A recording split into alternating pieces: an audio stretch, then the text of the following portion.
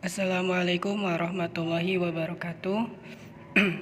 Alhamdulillahirabbil alamin wa bihi nasta'inu ala umurid dunya waddin. Assalatu wassalamu ala asyrafil anbiya'i wal mursalin wa ala alihi wa sahbihi ajmain. Rabbi shrah li sadri wa yassir li amri wa hlul 'uqdatam min lisani yafqahu qawli, amma ba'du. Alhamdulillah, puji syukur marilah kita panjatkan kehadirat Allah Subhanahu wa taala atas karunia dan nikmatnya sehingga kita bisa berkumpul kembali pada perkuliahan mata kuliah ilmu hadis hari ini. Tak lupa juga salawat berserta salam marilah kita limpahkan kepada junjungan alam yakni Habibana wa Nabiyana Muhammad sallallahu alaihi wasallam. Yang terhormat kepada Ibu Dada selaku dosen mata kuliah ilmu hadis. Kemudian tak lupa juga kepada teman-teman yang telah mengesempatkan untuk menonton video presentasi mengenai hadis hasan kali ini. Sebelum memasuki materi, izinkan saya untuk memperkenalkan diri. Perkenalkan, nama saya Sumitra Adriansyah dengan NIM 1217050137. Di sini saya sebagai moderator. Kemudian saya ditemani dengan teman kelompok saya, yaitu boleh di next slide-nya,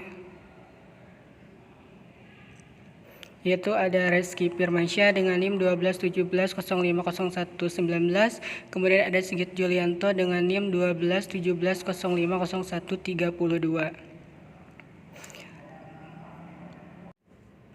Baik, mengenai submateri pada presentasi kali ini terdiri dari 4 macam, yaitu yang pertama ada pengertian hadis hasan, yang kedua ada kriteria dari hadis hasan, yang ketiga ada macam-macam hadis hasan, dan yang keempat ada kedudukan dari hadis hasan itu sendiri. Baik, langsung saja kepada materi yang pertama, yaitu mengenai pengertian hadis hasan yang akan disampaikan oleh Saudara Sigit Julianto. Kepadanya saya persilahkan. Baik, sebelumnya terima kasih kepada moderator yang telah bersama saya untuk memaparkan materinya.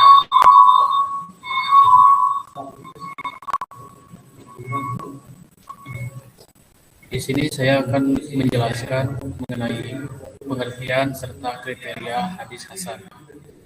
Boleh next slide. Nah, hadis hasan secara etimologi atau secara bahasa yaitu hasan bermakna al-jamal, yang berarti bagus, keindahan, dan ada suatu ayat di mana berbunyi tastahihi an-nafsi wa tamili ilai, artinya sesuatu yang disenangi dan dicondongi oleh nafsu. Boleh next slide.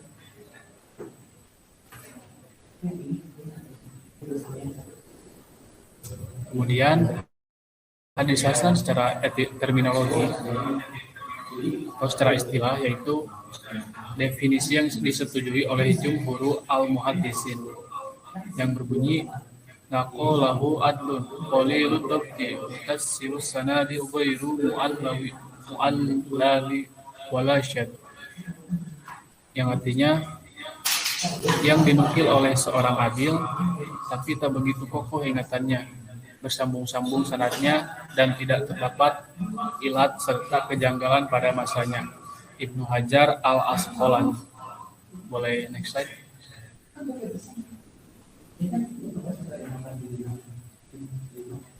Nah, di sini hadis hasan ini menurut para ulama juga. Yang pertama ada menurut Ibnu Hajar al-Asqalani, di mana ada ayat yang menjelaskan, pertama itu dari Ibnu Hajar al-Asqalani, wahbirul ahadi binaqli adlimi dabtu utasilus sanadi ghairu mu'alli wala syad wal sahihu lizati wa anhu haddabtu fal hasani lizata, yang artinya kabar ahad yang diriwayatkan oleh yang adil, oleh orang yang adil, sempurna pendobitannya, bersambung sanadnya, tidak berilat, dan tidak ada syadz, dinamakan sahih lizati. Jika kurang sedikit pendobitannya, disebut hasan lizati. Boleh next slide. Kemudian yang kedua, menurut Imam At-Tirmizi berbunyi kullu hadisin yurwala yaqum Wa isnada mi yutahamu balikadzabin wala yaku. Al hadisu sada wa yurwa min ghairi wajhi nahwa dalik. Yang artinya tiap-tiap hadis yang pada sanadnya tidak terdapat perawi yang tertuduh dusta. Pada matanya tidak terdapat keganjalan dan hadis itu diriwayatkan tidak hanya dengan satu jalan atau mempunyai banyak jalan yang sepadan dengannya. Boleh next slide. Nah, kemudian yang kedua ada kriteria dan martabat hadis hasan. Kriteria hadis hasan, tinggi dan rendahnya martabat hadis hasan yaitu yang pertama sanadnya bersambung, yang kedua perawinya adil, dan yang ketiga perawinya dobit, tetapi kedobitannya di bawah kedobitan perawi hadis sahih atau qalil dobit. Kemudian tidak terdapat kejanggalan atau syadz, dan yang terakhir tidak ada ilat atau cacat. Boleh next slide. Kemudian urutan martabat atau derajat hadis hasan. Yang pertama ada hadis hasan dengan asanid. Di antaranya yaitu Bahz ibnu Hakim, Hakim ibnu Muawiyah ibnu Haidah, dan ibnu Syuaib ibnu Muhammad ibnu Abdullah. Dan yang kedua hadis hasan li dzatihi, yang ketiga hadis hasan li ghairihi. Mungkin sekian yang dapat saya sampaikan. Kurang lebihnya mohon maaf. Saya kembalikan kepada moderator.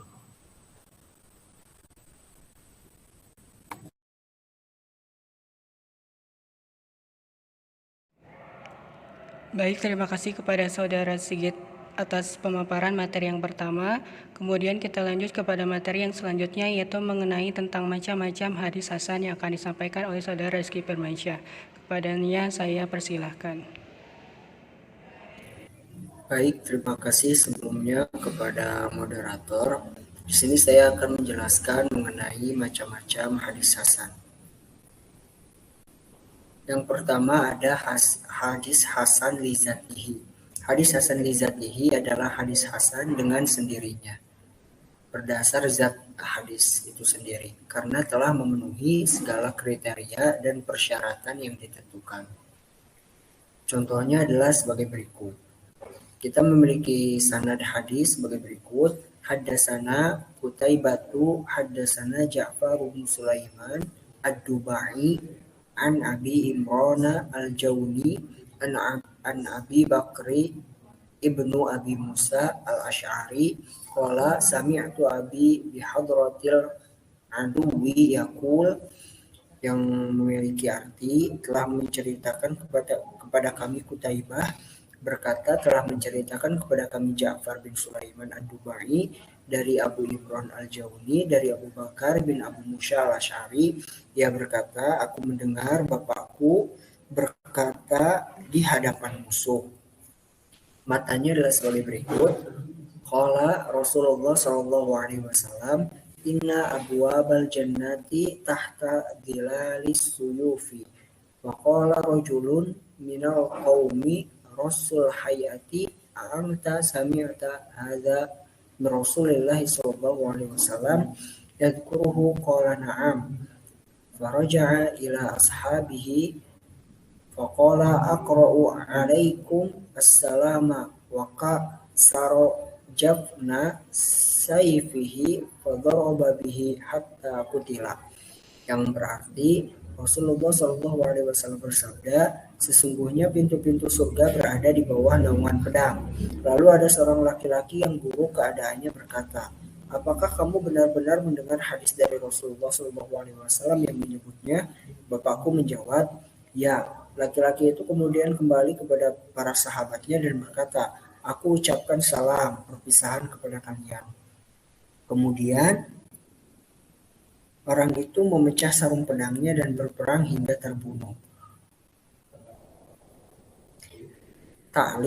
Adapun ta'liq atau komentar ringkas untuk hadis ini adalah qala Abu Isa hadza hadisun hasanun gharibun la ya'rifuhu illa min hadis Ja'far bin Sulaiman ad-Dubai wa Abu Imran al-Jawni ismuhu Abdul Malik ibnu Habib wa Abu Bakr ibnu Abi Musa qala Ahmad ibnu Hambalin huwa ismuhu.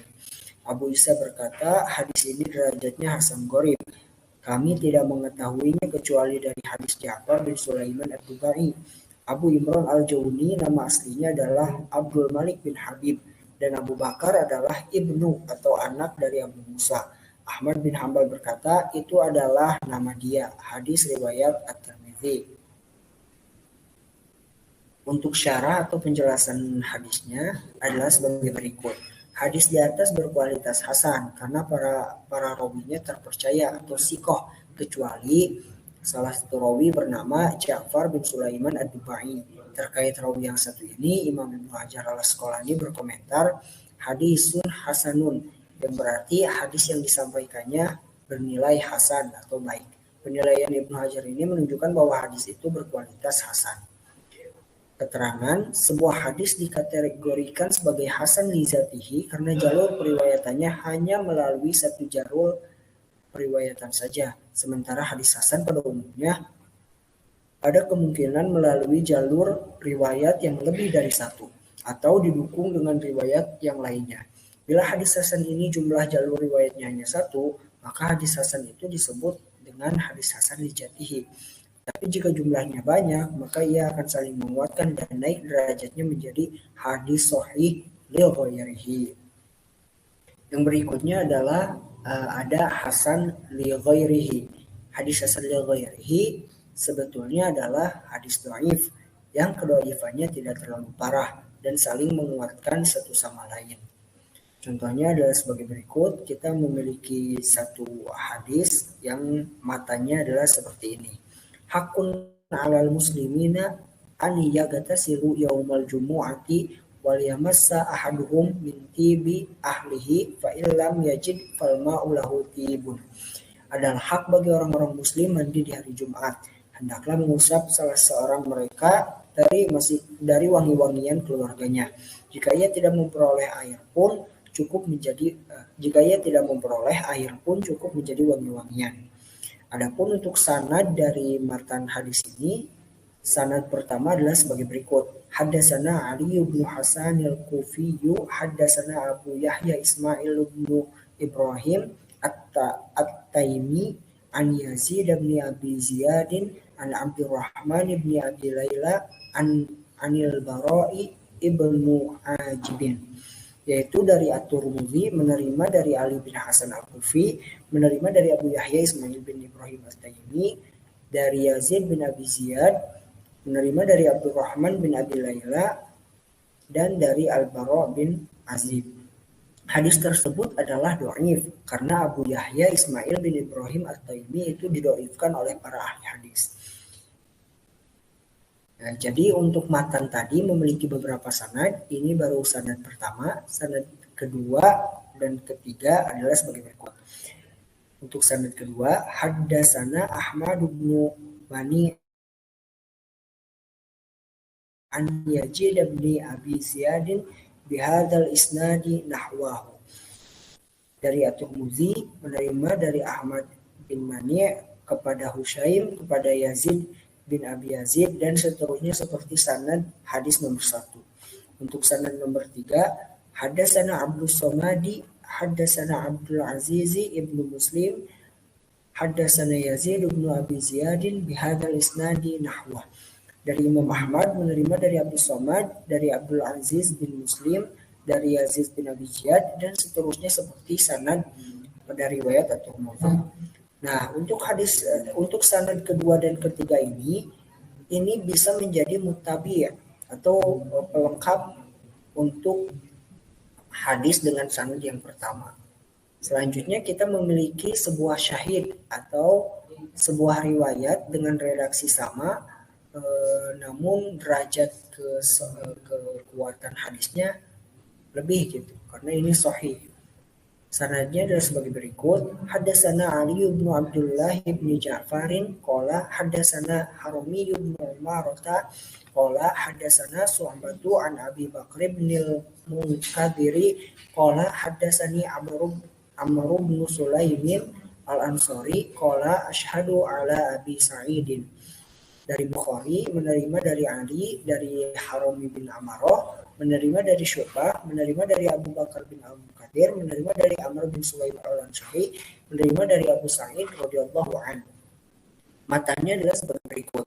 Al-ghuslu yaumul jum'ati wajibun ala kulli muhtalimin wa an yastanna wa an yamassa tiban in wajada.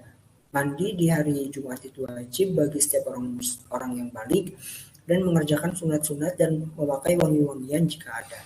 Hadis riwayat Imam Al-Bukhari. Barangkali demikian yang bisa saya sampaikan. Saya kembalikan kepada moderator.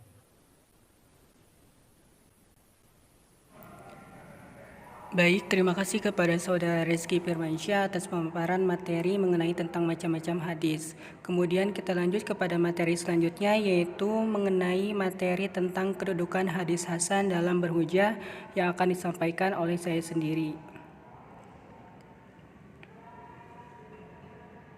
Kedudukan hadis hasan, masyhur ulama dan ahli ilmu serta para fuqaha bersepakat bahwa hadis hasan ini dapat diterima atau makbul sehingga dapat dijadikan hujah. Dengan meskipun para perawi hadis hasan sendiri kurang dalam hafalannya dibanding dengan hadis sahih. Akan tetapi perawi dari hadis hasan masih terkenal sebagai orang yang jujur dari perbuatan dusta atau dari perbuatan yang berbohong. Tadi disampaikan bahwa hadis hasan merupakan hadis yang makbul. Nah, sedangkan hadis makbul ini merupakan hadis yang dapat diterima tentunya sebagai hujah, di mana hadis makbul memiliki dua jenis atau dua macam, yakni hadis makbul ma'mulun bih serta hadis makbul ghairu ma'mulun bih. Nah, hadis ma'mulun bih ini merupakan hadis makbul yang dapat diterima menjadi hujah serta dapat diamalkan. Sedangkan hadis makbul ghairu ma'mulun bih yaitu hadis makbul yang tidak dapat diamalkan karena disebabkan oleh beberapa sebab. Nah, hadis yang pertama yaitu hadis ma'mulun bih, yaitu terdapat hadis muhkam. Nah, hadis muhkam, al-muhkam menurut bahasa artinya yang dikokohkan atau yang diteguhkan, yaitu hadis-hadis yang tidak mempunyai saingan dengan hadis yang lain yang dapat mempengaruhi artinya. Dengan kata lain, tidak ada hadis lain yang melawannya. Dikatakan muhkam ialah karena dapat dipakai sebagai hukum lantaran dapat diamalkan secara pasti tanpa syubhat sedikit pun.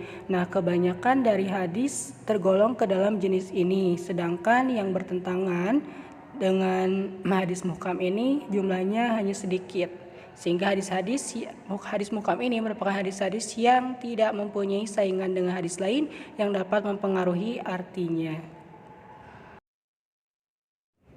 Boleh next slide. Baik, hadis ma'mulun bih yang selanjutnya yaitu ada hadis mukhtalif. Nah, hadis mukhtalif ini arti kata dari mukhtalif yaitu yang bertentangan atau yang berselisih. Sedangkan secara istilah ialah hadis yang diterima maupun pada zahirnya kelihatan bertentangan dengan hadis makbul lainnya dalam maknanya, akan tetapi memiliki kemungkinan untuk dikompromikan antara keduanya.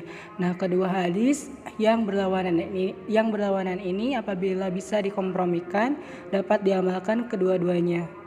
Untuk mendudukkan hadis-hadis yang mukhtalif ini, para ulama menggunakan dua cara, yaitu yang pertama ada thariqatul jam'i, yaitu mengumpulkan hadis-hadis yang kelihatan berlawanan yang kemudian didudukkan satu persatu sehingga semua hadis tersebut dapat dipakai. Yang kedua yaitu dengan thariqatut tarjih, yaitu hadis-hadis yang zahir kelihatan bertentangan satu dengan yang lainnya, kemudian dicari keterangan yang paling kuat.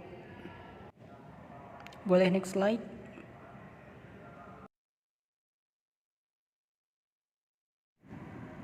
Nah, kemudian hadis ma'mulun bih yang selanjutnya yaitu ada hadis rajih. Nah, hadis rajih ini yaitu merupakan sebuah hadis yang terkuat di antara dua buah hadis yang berlawanan maksudnya. Riwayat yang tidak dipakai dinamai marjuh, artinya yang tidak berarti yang tidak kuat. Sehingga hadis rajih merupakan sebuah hadis yang terkuat di antara dua hadis yang berlawanan maksudnya. Boleh next slide.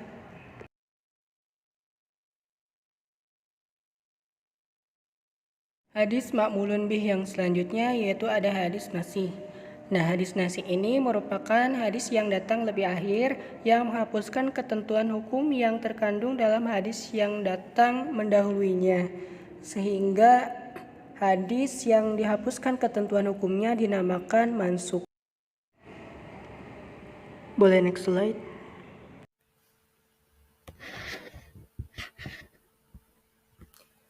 Baik, kita lanjut kepada materi yang selanjutnya setelah tadi mengenai tentang hadis ma'mulun bih. Sekarang kita lanjut kepada hadis tentang makbul ghairu ma'mulun bih. Nah, hadis makbul ghairu ma'mulun bih ini terbagi menjadi beberapa jenis hadis. Yang pertama ada hadis mutasyabih. Hadis mutasyabih merupakan suatu hafal yang tidak diketahui maknanya dengan pasti atau hadis yang sulit dipahami maksud maknanya karena tidak diketahui takwilnya. Bisa karena memang tidak dapat diketahui atau karena di luar jangkauan akal manusia. Oleh karena itu harus diserahkan kepada Allah mengenai tentang pemaknaannya, atau karena justru memiliki banyak makna yang tidak dapat ditentukan makna sebenarnya, dan atau karena selain memiliki makna yang tersurat atau zahir, juga memiliki makna tersirat atau batin. Bagaimana dalam menyikapi hadis mutasyabih ini? Dalam menyikapinya, kita harus mengimani hadis tersebut, tetapi tidak diamalkan. Kemudian hadis yang selanjutnya ada hadis mutawaqaf fihi. Nah, hadis mutawaqaf fihi ini merupakan dua hadis makbul dapat dikompromikan. Kemudian ditarjihkan atau dikuatkan dengan hadis lainnya dan tidak dapat dinasykan atau menghapus hukum syar'i dengan dalil yang datang kemudian. Kedua hadis tersebut hendaknya dibekukan sementara. Nah, kesukaran dalam pentarjihan itu dilihat dari kondisi pentarjih dalam situasi di mana terdapat kemungkinan dapat ditarjihkan oleh orang lain di kondisi lain juga. Selanjutnya ada hadis marjuh.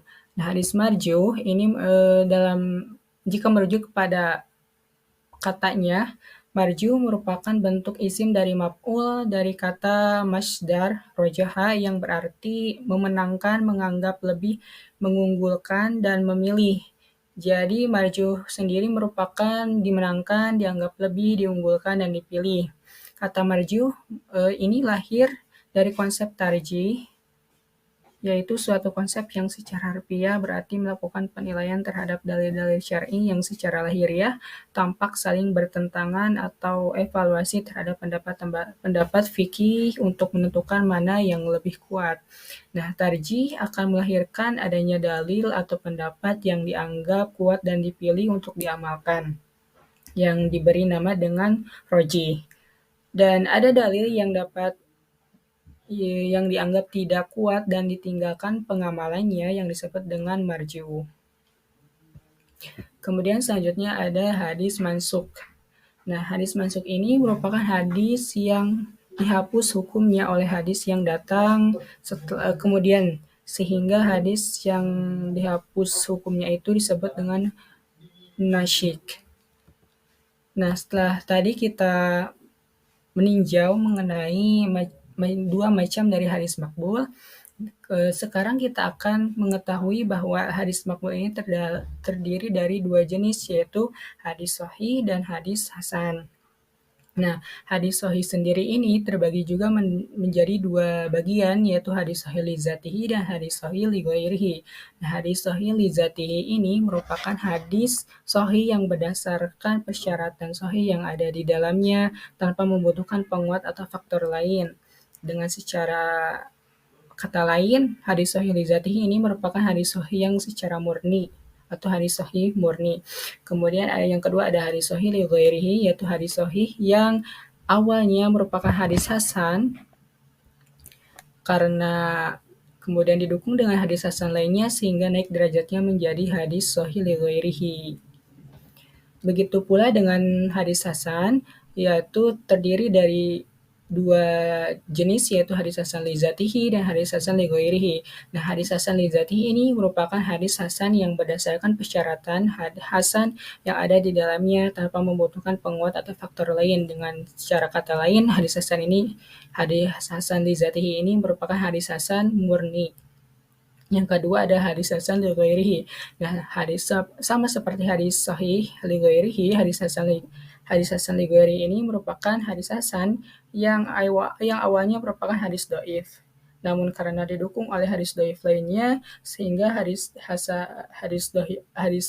dhaif tersebut menjadi naik derajatnya dan menjadi hadis hasan li ghairihi. Namun hadis dhaif tersebut yang dapat naik derajatnya menjadi hadis hasan li ghairihi ini memiliki banyak jalan periwayatan dan sebab kedhaifannya bukan karena perawinya fasik atau pendusta. Sehingga dapat kita hierarkikan atau dapat kita susun tingkatan hadis maqbul, di mana yang paling atas atau yang paling kuat derajatnya adalah hadis sahih li dzatihi karena hadis murni, kemudian di bawahnya ada hadis sahih li ghairihi yang asalnya hadis hasan, kemudian naik derajatnya menjadi hadis sahih. Yang ketiga ada hadis hasan li dzatihi atau hadis hasan murni, dan yang terakhir ada hadis li ghairihi atau hadis dhaif, kemudian naik derajatnya menjadi hadis hasan. Mungkin sekian materi dari kelompok kami yang dapat kami sampaikan. Kita lanjut kepada kesimpulan. Kesimpulan dari materi pemaparan mengenai tentang hadis hasan ini, yaitu hasan secara bahasa semakna dengan jamal yang berarti bagus atau indah. Secara istilah, para ulama muhadisin sepakat pada satu keterangan dari Ibnu Hajar al-Asqalani, yakni hadis hasan ini merupakan hadis yang dinukil oleh seorang adil, tapi tak begitu kokoh ingatannya, bersambung-sambung sanadnya, dan tidak terdapat khilaf kejanggalan pada masanya. Kemudian kriteria dari hadis hasan ini bergantung pada sanadnya yang mesti bersambung, perawinya yang mesti adil dan dobit, tetapi kedobitannya di bawah kedobitan perawi hadis sahih. Kemudian tidak terdapat kejanggalan dan tidak ada ilat tercacat. Hadis hasan memiliki urutan martabat dari mulai yang paling harus didahulukan, yaitu ahsanul asanid, kemudian hadis hasan li dzatihi, dan terakhir adalah hadis hasan li ghairihi. Nah, hadis hasan li dzatihi ini merupakan hadis hasan yang itu sendiri memenuhi kriteria yang telah ditentukan, sedangkan hadis hasan li ghairihi adalah hadis dhaif yang naik kedudukannya menjadi hadis hasan karena saling menguatkan. Dalam memaknai kehujahan mengenai tentang hadis hasan ini, para jumhur ulama sepakat untuk dapat menggunakan hadis hasan sebagai hujah, kecuali sedikit kalangan di antara para ulama yang sangat ketat dalam penerimaan hadis tersebut. Mungkin sekian presentasi dari kelompok 13 mengenai materi hadis hasan. Untuk sesi diskusi, bagi teman-teman yang ingin berdiskusi atau ingin menanyakan suatu pertanyaan, silahkan boleh mengisi di kolom komentar video ini. Terima kasih, mohon maaf apabila banyak kesalahan. Wassalamualaikum warahmatullahi wabarakatuh.